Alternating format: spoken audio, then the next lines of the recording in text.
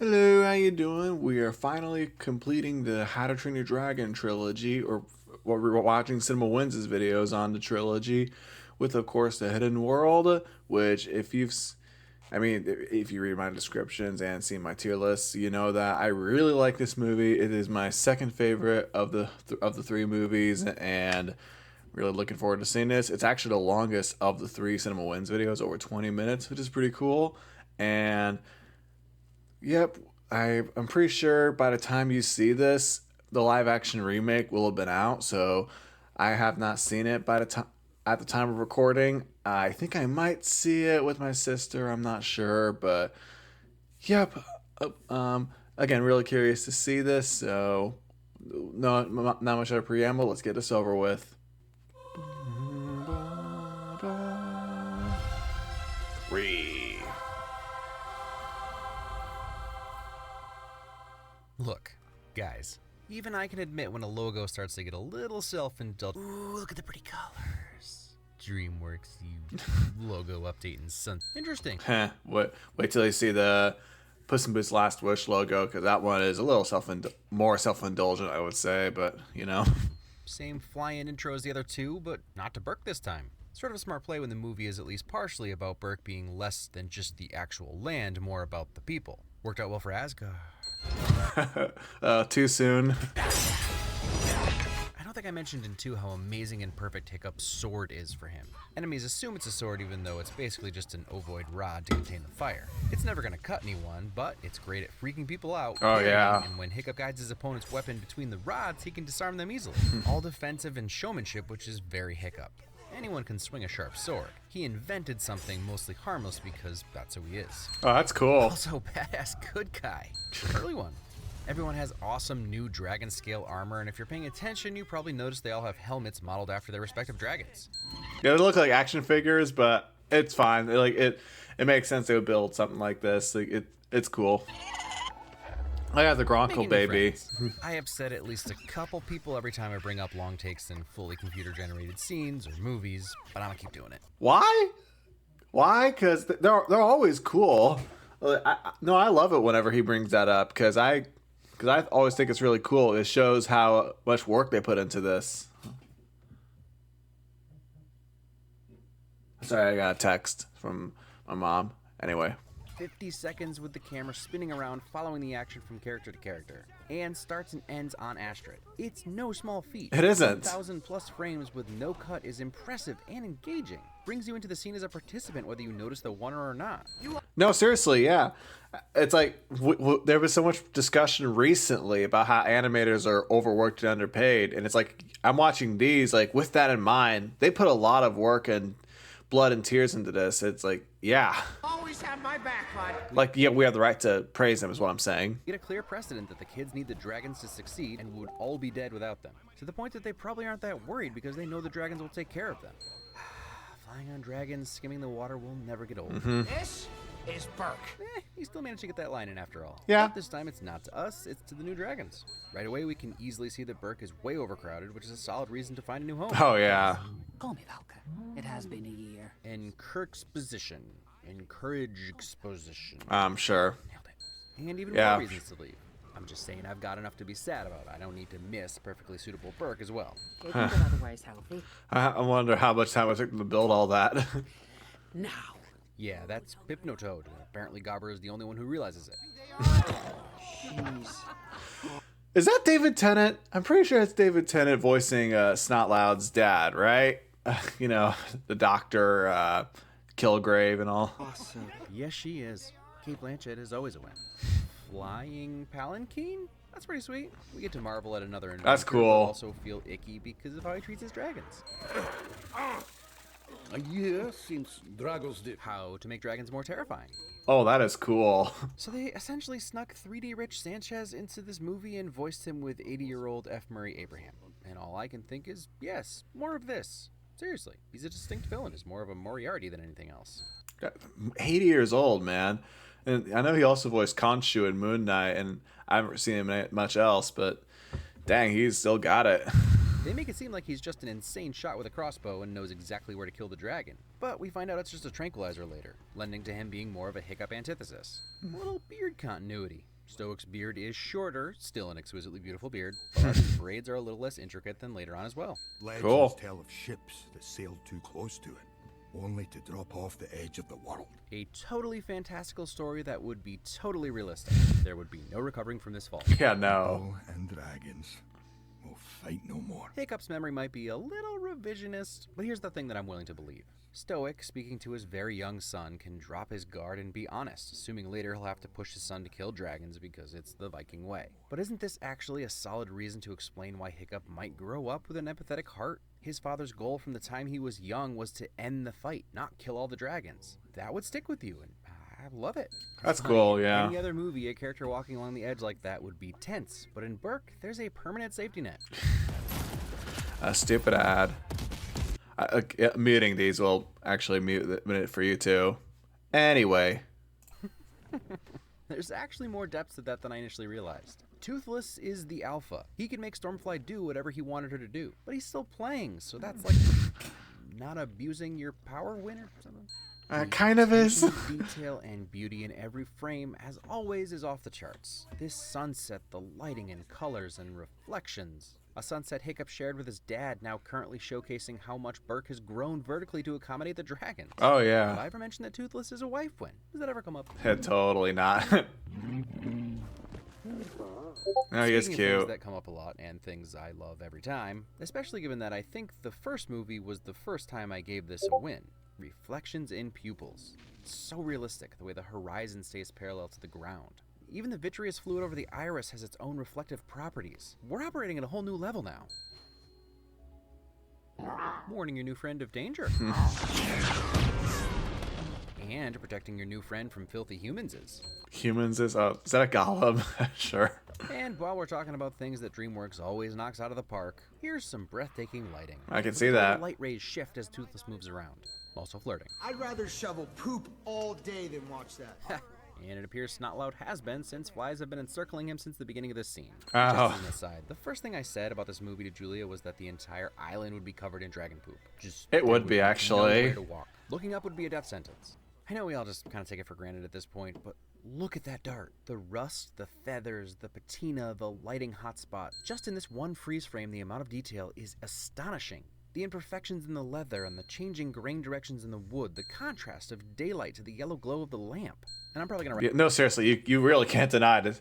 They put a lot of effort into the animation. rattle off a bunch more of the best details in the conclusion. But look at the heat waves from the fire, distorting the edges of Stoic's chair and highlighting everything in a yellow glow. That is cool. You wish dragons Or I guess hot, but you know what I mean. to free among us like equals. A Toxic notion. history has shown that We are the superior You know, species. the Nazis had pieces of clear that they made the... Wait, what was I talking about? Ah, Nazis. Yikes. See what I was saying about that slotted sword? Oh, yeah. We have to take this threat seriously. Easy, Snotlout. He's the one true heir. And that's definitely something that matters. Not just anyone can ride a dragon, and people notice that sort of thing, and it matters. I say Burke is wherever we go. He could have said, Odin wills it! And we all would have had a good double laugh. These references getting too esoteric? No Ragnarok and Kingdom of Heaven fans? Esoteric, your CinemaWins word of the week. Oh, To that, you just keep moving forward.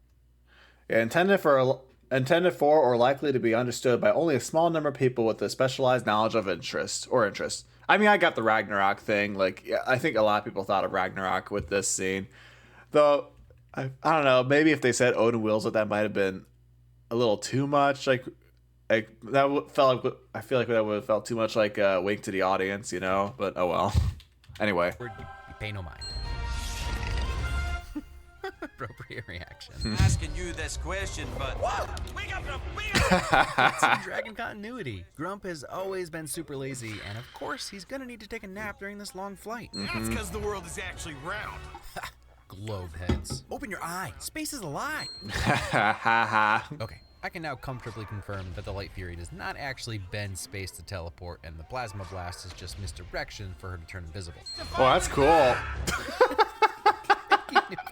Light Fury's face like she thought she was freeing Toothless. Oh, that's so cute. Aw, poor Death Gripper still can't get that apple off his tusk. Thanks, Thor, for that. Yes. I do. I thank Thor for lots of things, not least of which, Korg. Well, I thank Thor for going for the head. Sure. Not your fault you have the body of a Norse god. I myself have the same problem. Is it still too early for spoilers? Gobbert does have the same problem as a particular Norse god. Oh yeah, he was making this around the time Endgame was coming out. Yeah, but yeah, Thor is fat in that one. So yeah, I guess there's that. Died and made you cheap. Yeesh. Ah, classic dead dad joke. Oh, too soon, not loud. Oh man.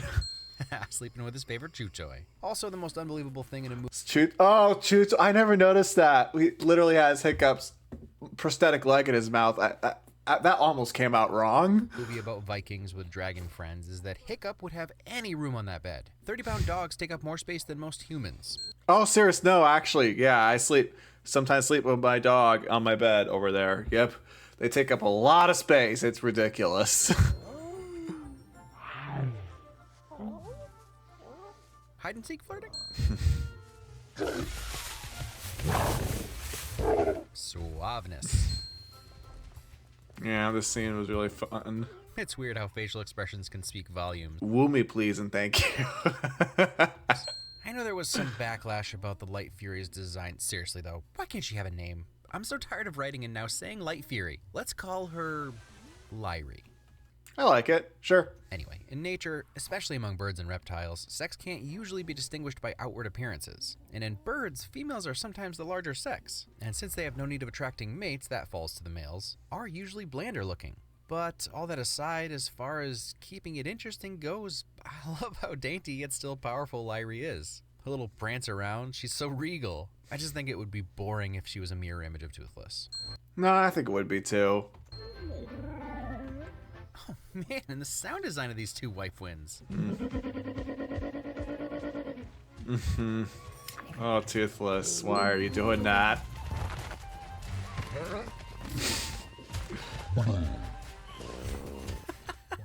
Gorgeous. Oh man. Dragon cringe. Literally, like you're trying to be so. He doesn't even realize how cringy he's being.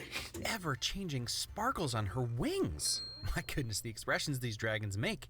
I swear I've seen my dog make that exact face. Oh Here's my something you don't always gosh. get in animation. Granted, timing is harder in live action.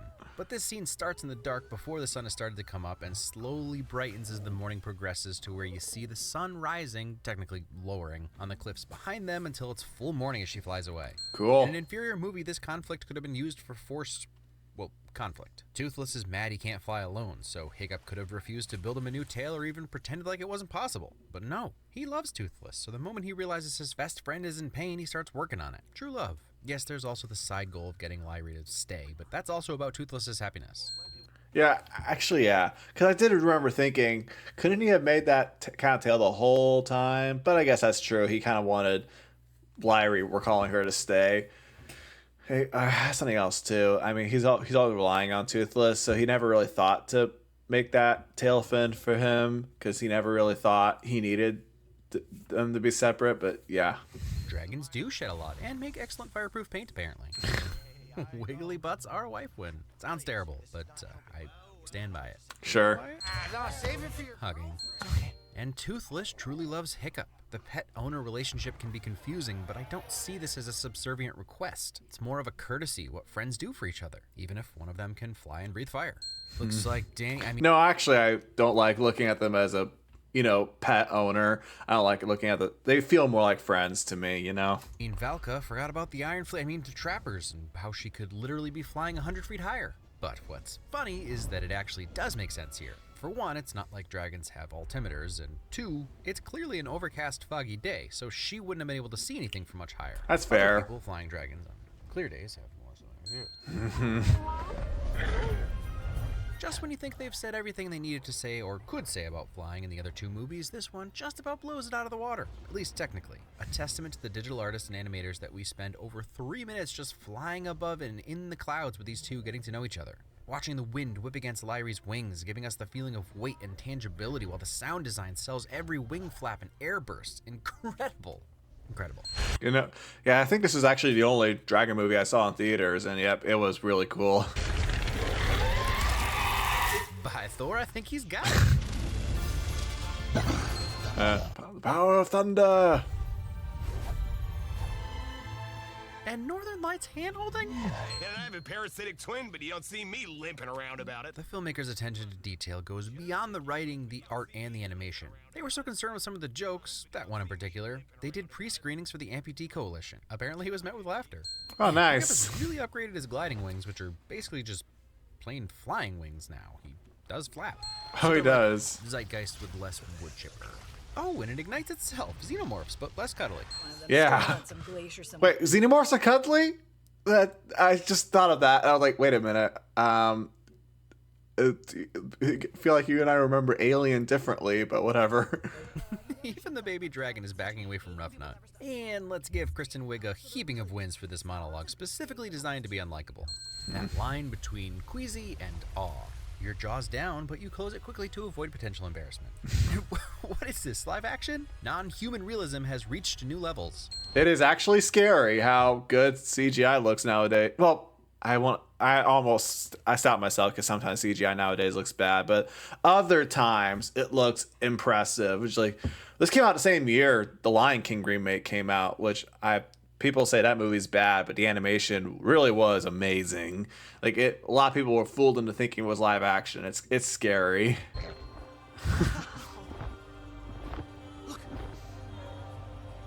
In the back of my mind, I've been sort of waiting for the Yonsei moment in this film, and now that it's here, not disappointed. More of this, filmmakers. Doesn't have to be Yonsei or Sigur. Just find some ethereal music-creating artists and put them in your movies. And the bioluminescent blacklight effect? The idea that this is where dragons actually belong, where they've likely evolved, and where you can see their true colors, untouched by the sun. These movies never cease to, for a lack of a non-cliche, capture my imagination as a person in his 30s. The score, the colors, the soaring. This cave is resplendent.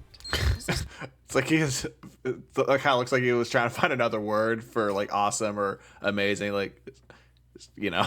It's like the dragon equivalent of a trampoline park. Oh, If it so, is. Sign me up and teach me to fly and find a hidden world. Is that another Light Fury? A Lyrie 2.0, if you will? Oh, cool. Are we ignoring that there's more than one?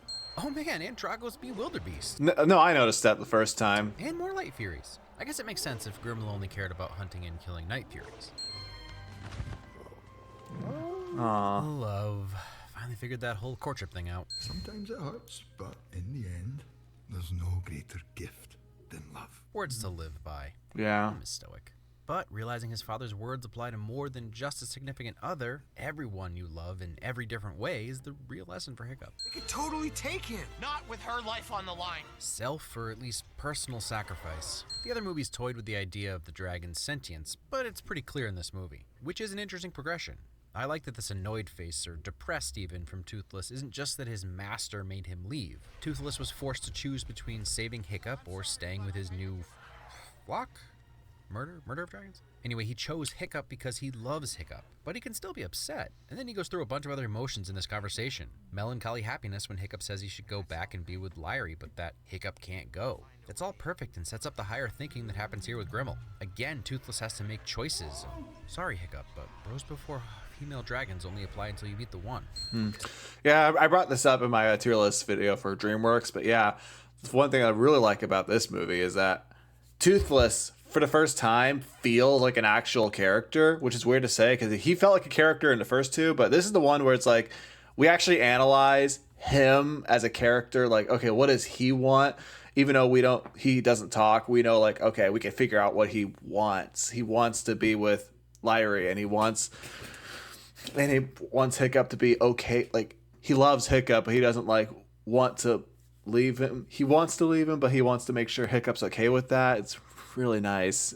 It's really cool, and it makes them parting at the end more heartbreaking, but also heartwarming because Toothless wanted to. Ooh. Satisfying callback to their all but failure in the beginning with their dragons saving their butts. They're finally working as a team and not relying on their dragons. Avengers assemble! It's that easy, Rhaegal. That easy. Yeah. Ha ha. Love teamwork. That is no less terrifying in slow motion. Oh boy. Oh wow. Whoa, that was actually scary. Framing censoring. That's his helmet flying off after being stepped on. Is that like a dragon juke? God of lessons from your Thunder! Save him. Oh, this. Sacrifice Oh, for his best man. friend. My goodness, these movies make it hard to swallow. Literally. And these aren't tears. My eyes are sweaty. Saving your BF's BFF. Oh, that theme never gets old. And this theme. The only fault of this movie is not using it more. But the sparing usage is like a deep sigh after the tension of this finale. I'm getting some small chills just hearing that. And yeah, that was actually something else I thought of. Like, oh yeah, they didn't really use that theme very often in this one, which is weird, but it did make it popping up at the end here feel more powerful. Into the hidden world. You'll be safe there. And just in case it feels all too neatly wrapped up with no explanation, it's really that simple. But also the people of Burke will be safer. After they tamed the dragons, the only reason they weren't safe is because everyone wanted their dragons. Right.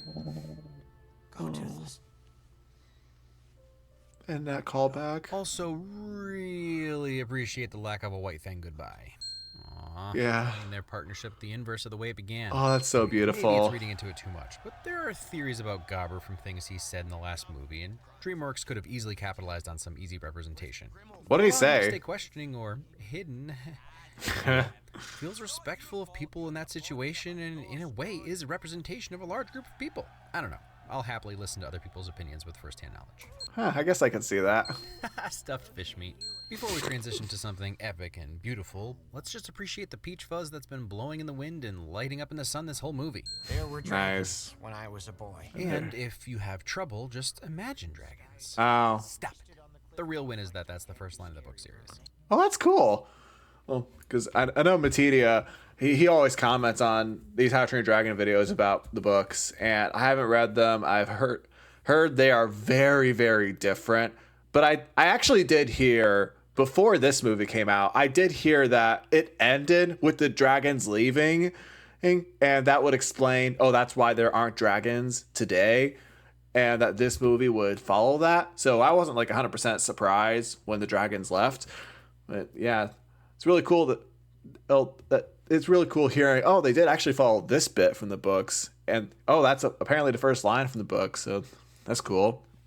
I've also heard that the books are kind of Hiccup like recounting what it was like. And you might have to correct me, but I think it's like about Hiccup like recounting what it was like when there were dragons, but yeah, again, you might have to correct me if I'm wrong. Now that's a beautiful beard win.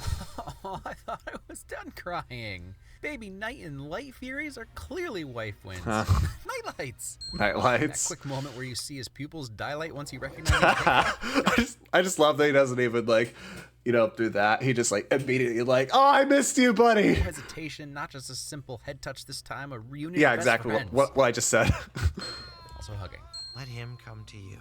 But then a new generation rebooted with such a simple gesture that's so meaningful. Wait, if you can't get a pure Black Night Fury from these two, this means that there had to have been black female Night Furies. So that pretty much fixes the whole she's too feminine looking issue. There you go. It's a different species. When dragons can return in peace. One of the first things I said in How to Train Your Dragon was that my niece was really sad when she found out she couldn't have a pet dragon. I remember that. Who knows? Maybe we'll be ready for them to come back soon. Oh, I love the way they show footage of all three movies there, like really making this seem like, yeah, this really is the end of the trilogy. One more incredible Yonsei song over the credits and all the relationship building throughout the series. What a great conclusion to this story. I'm sure they could get more mileage out of this world and these characters, but They're making a live action remake. Well, I mean, again, by the time you see this, it'll be out, but yep, they did that.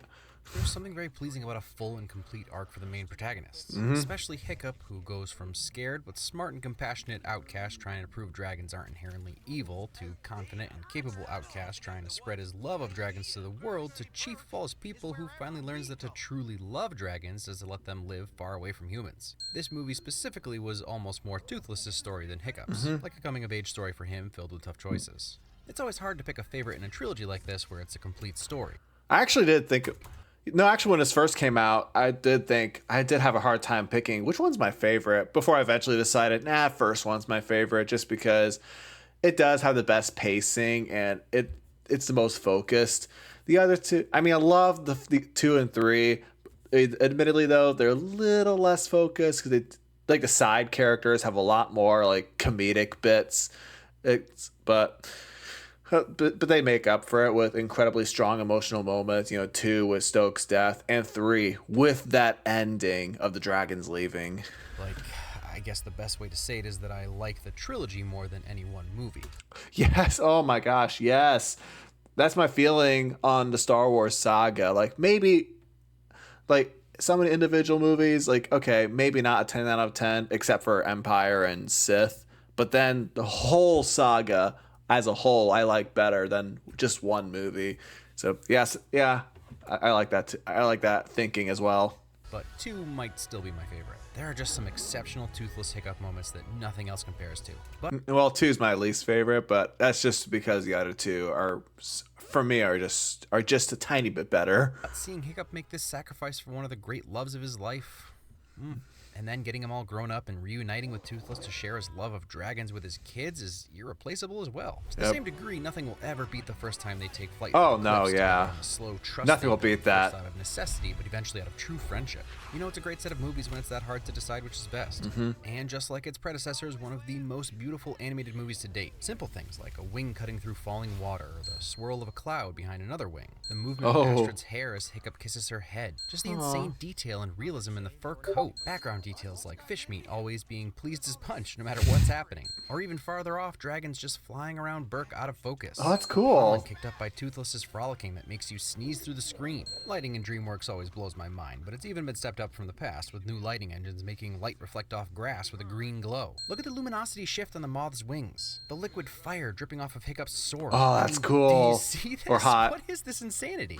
It wasn't super clear, but from what I understand, there was a draft of this script where the antagonist of the story was simply Hiccup's refusal to let Toothless go, and sometimes it shows. Grimmel is different, like I said. He's the thinking man's dragon trapper. Nothing's accidental when it comes to old Grimmel. But ultimately, he's a means to an end. That end being the lesson Hiccup needed to learn. Right. As long as dragons are out in the open, someone is going to try to control, kill, steal, or otherwise oppress them. And that usually comes with danger for Burke as well. I'm not trying to be cheeky here, but if you follow the film's allegory to its logical conclusion, Hiccup's solution for Grimmel's prejudice is essentially separate but equal. Even if Hiccup was willing to be separate with them, like the ultimate misguided ally. Okay, I'm being a little cheeky now. My point is that it got a tad muddled. I realize it's not at all what they were going for. It's No, not I a don't one-to-one think parallel so. with anything I in hope human not. history. Primarily because dragons aren't human and actually do have different needs and operate on a different level from humans. Right. But it's one of the ways I could see fans getting upset. And I've actually read lots and lots and lots of complaints from people not really grasping why there wasn't another option beyond sending the dragons away. No, actually, everything wrong with CinemaWins video for this movie. I do remember getting a few comments saying they didn't like this movie and didn't like the ending, and it's like, it's fair enough, I guess. Like some people thought the ending like was stupid and like undid the other two, which I'm like, I just simply disagree. I think it works well enough, and again, and that's how the books end, or that's how what's happened in the books too. So it's like I'm fine with how it went, and I see what they were going for. Was there something else? It's like I thought about in the video I maybe would bring that up too, but I thought I don't think I need to. Like, I'm not gonna bring up the fact that some people don't like it, just because generally speaking it is seen as a good movie. Like critics and audiences like it and all. It does have general praise. Like most people like it, so it's like I don't think it's worth bringing them up. Like I'll just let them speak in the comments for themselves.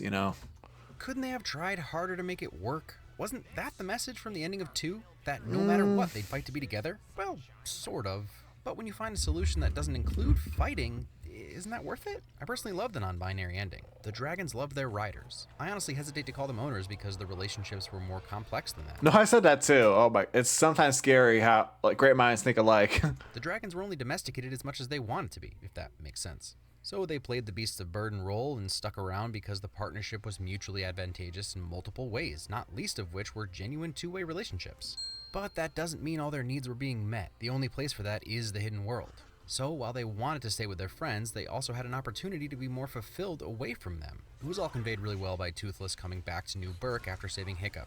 He had a few options. Let him die, which he wouldn't do because he loves him. Save him and drop him off at New Burke to then return. Save him and keep him there as his new pet. But he made the sacrifice and did what was best for Hiccup. Not out of duty, but friendship, or at worst loyalty to the foundation of their relationship. Fortunately, Hiccup realized it wasn't fair, and to love someone is to set them free. Right. And the writers did a good job of tying it all together to seem like the right decision, even if it was tough and sad. It's a challenge. No, it's like I actually cried. Make a better world. A world where we're worthy of dragons. I don't know. I'm an optimist. If kids walk away from this movie with that message in hand, I'd say job well done. Maybe they'll never get to ride a dragon, but there are plenty of ways for our society to soar above the clouds. Like planes. You forgot about planes, didn't you? Next I forgot about planes, yeah. week, another brightly lit movie. 136. Now that's a king. Oh, Lion King. Oh, I can see it now.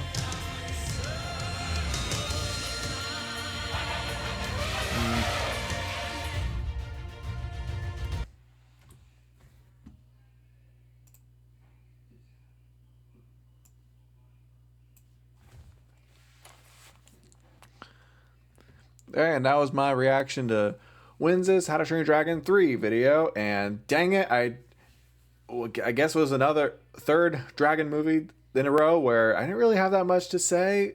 Hey, I just kind of nodded along and only paused like a couple moments. I don't know what it was about the three dragon movies that and Lee's videos on these movies that made me not have that much to say. I don't know what it was, cause it's like, but oh well. I mean, I still had some notes, but yep, pretty nice video. Really love the way he praises this movie, because I mean, I do think it's really good too. And we're done with this trilogy now, which I am sad about. Not sure when I'll get another chance to talk about these movies. Hopefully I will sometime in the future. I'm not sure, but at least we have the live action remake to look forward to. I don't know if I'll get a review of it out. I might just like throw out a short review of what I think about it. We'll see, because I'm not really excited for it. I'll just see it out of curiosity's sake. Like, even though it looks like a shot-for-shot remake of the original movie, unlike what Matidia pointed out, where he really hoped it would be a more faithful adaptation of the book, which that would have been cool, but that's not what they're doing, looks like. So that's Hollywood for you. So other than that, that'll be all for now. So peace.